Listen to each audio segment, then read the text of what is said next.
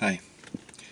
So this is the sequel to Non-Conceptual Awareness 101. So if you haven't seen that video, you'll want to backtrack and view that video first before you watch this one. So in this video, I'm just going to pick up right where I left off, back with that analogy that I used of the balloon representing my conceptual model of reality, which is filled with concepts that I've identified with. And the reason I need this, right, as a conceptual self, is because it gives me something that I can hang on to. It feels solid. It helps me feel comforted and safe that I have these concepts that give some sort of structure, albeit illusory, to my existence. And I just wanted to add to this analogy sort of a little insight, speaking from my own direct experience, about how that process of the collapse of the conceptual self can occur.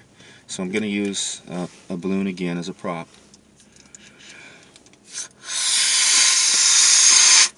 Okay, so I'm in the process of identifying with concepts, and I am constructing my conceptual model of reality. That's what's happening as I'm blowing air into this balloon. And the air, remember, is the concepts that arise within my awareness are arising within this seamless backdrop of nothing, right? Better than the word nothing is no thing, because these things arise within no thing. To have something, which this seems to be, you have to have this intrinsic background of no thing. So I'll proceed.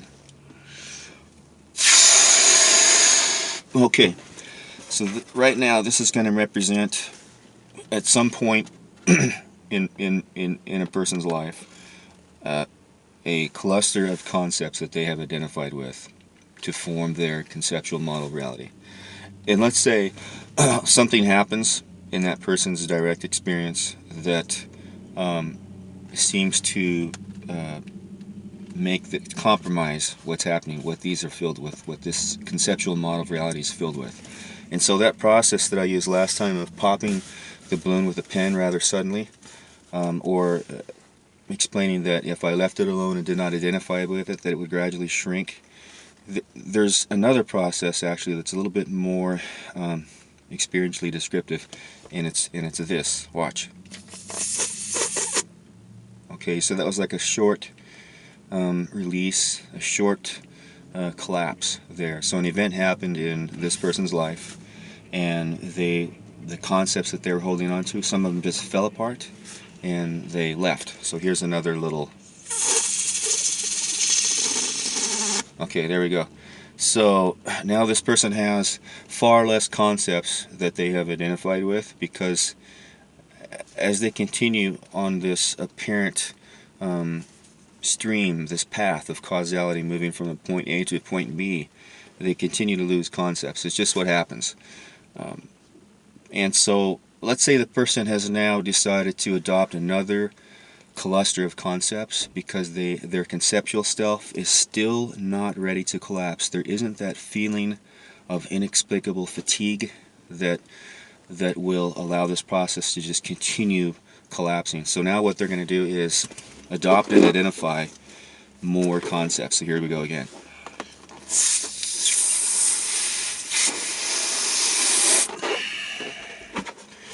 So our conceptual model of reality has expanded again. There's a greater surface area again. And remember, the greater the surface area, the more fragile, the more tendency that there is for this to want to collapse. So it's just a natural process. This happens again. Okay. And it can just keep happening like this until eventually it is entirely collapsed. Or this is kind of rare. It can happen like this, like I demonstrated in the last video. Okay, rather suddenly. And when that happens, it's not something that, experientially speaking, the person can actually identify as, hey, I finally was able to collapse my conceptual model of reality and realize the seamless freedom that existence actually is. Because that would actually be the conceptual self identifying with yet another concept, and this new concept would be that the conceptual self somehow managed to cause this collapse to happen.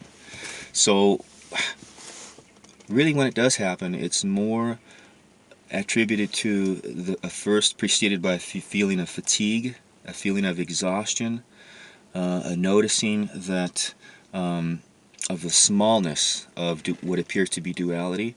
All of that just becomes so small, it becomes so annoying and bothersome, and then it can collapse. And then there's freedom. And then you're still a participant in a relative goings-ons around you. You're still a participant. You're not removed from what's happening, but there's a lightness. And I talked about that in one of my other videos. There's sort of a lightness. It feels like that a yoke has been lifted off your shoulders. And as soon as you try and explain that, write that down, package it, and put it in some sort of manuscript, you then have a philosophy or a religion or something that other conceptual selves can then continue to identify with. And that's what we call seeking. And the seeking is more of an energy. It's just something that the conceptual self is completely unaware that it's doing, that there's an energy that is causing the conceptual self to be moving towards something that is out there, right? To feel safe, to feel that it has an understanding of what's happening. But what's really happening, back to the balloon-ness analogy again, is there's a free fall happening. There's not actually anything to hang on to. If I was not sitting down like I am right now, if I was falling out of a plane and I was trying to hang on to this conceptual model of reality, you can see that this will not support me in any way at all. This is an illusion.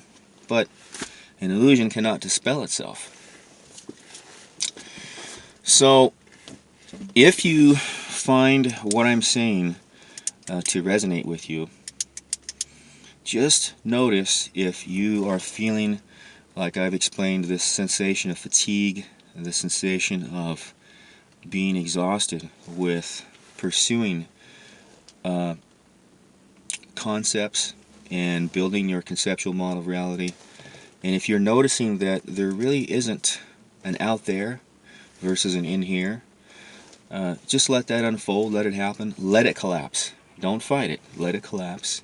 Because what awaits you is what's already happening right now. It's a very ordinary. You won't see the world through a pink haze or anything like that. There will simply just be a lightness.